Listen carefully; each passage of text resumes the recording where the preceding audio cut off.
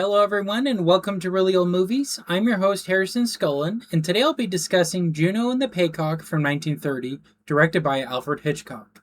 So now let me read you the critic list description. In the slums of Dublin during the Irish Civil War, the Boyle family's fragile stability collapses after news of an unexpected inheritance lures them into a false sense of prosperity. Captain Boyle, a boastful idler, squanders their meager resources while his wife Juno holds the household together.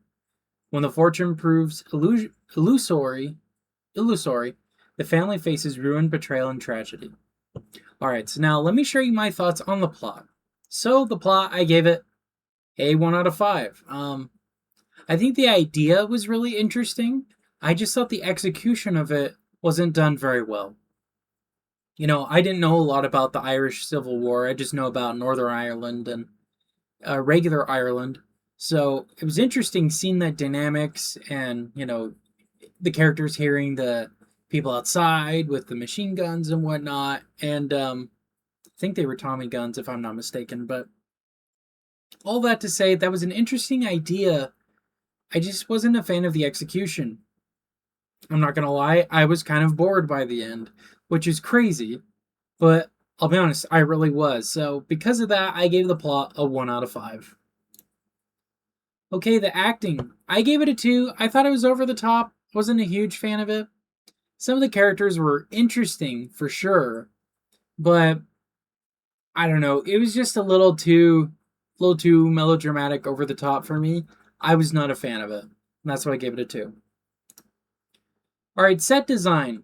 So, what's interesting, so I gave it a 1, and you may say, well, didn't Hitchcock do something similar with the movie Rope, where we're basically in one area, the scenery doesn't change very much? I just felt here, because the background wasn't that interesting, and the character acting and all that was a little too over the top, it felt very claustrophobic, and very much like a stage. Which isn't always a knock. I mean, if you have great acting and whatnot, that kind of covers that. But in this case, I didn't think it was that good. And so I was noticing more and more just kind of how limited the movie was. We do have, I think, 1 or 2 scenes outside of the building. Those are interesting, like with the guy rallying the people around him. But other than that, I was very bored with it. I'll be honest. So 1 out of 5. Alright, cinematography. Same with the set design. I thought it felt pretty flat. It looked okay. Like, camera-wise, there's nothing terrible, so I give it a 2. Because it's serviceable, but it's so flat. So boring. 2 out of 5. Especially in scenes like this one, where it's basically static. The camera is static the whole time, and characters are interacting. It felt like a stage, which, again, can work. I just didn't think the story was interesting enough.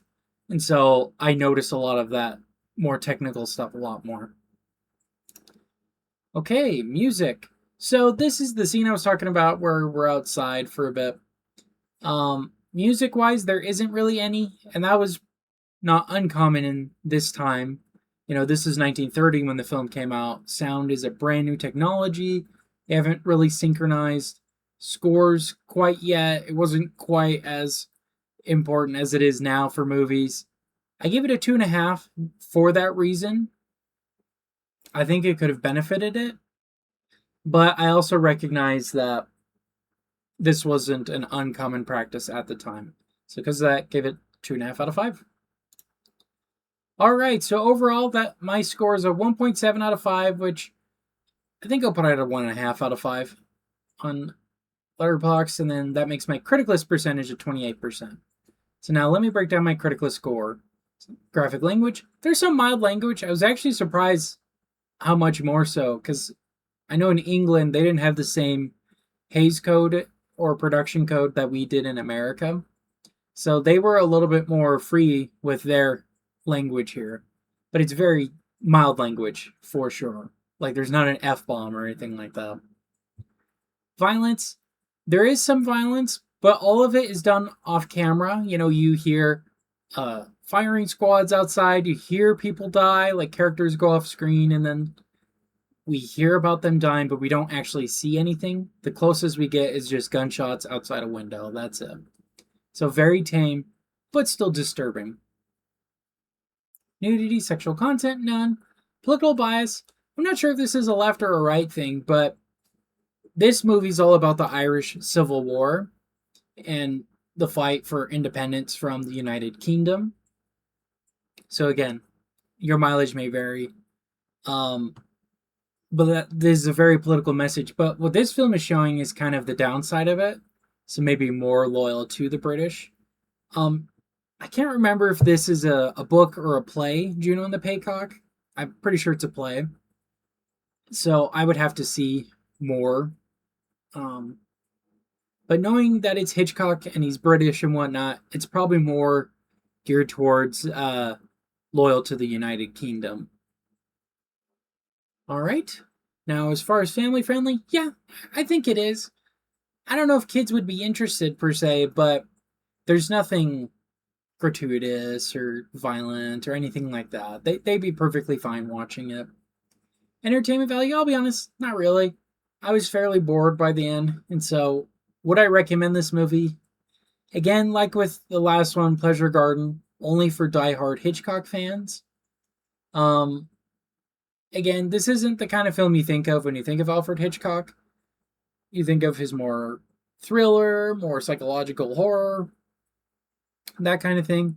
Now, that isn't a knock on the film per se, but I just felt the story itself, at least the execution of it, was very boring and flat. This is definitely one of the lesser Hitchcock films, in my opinion.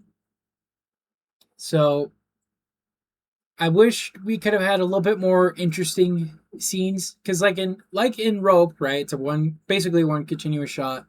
There's interesting dynamics going on with the characters, right? So that's what keeps it interesting.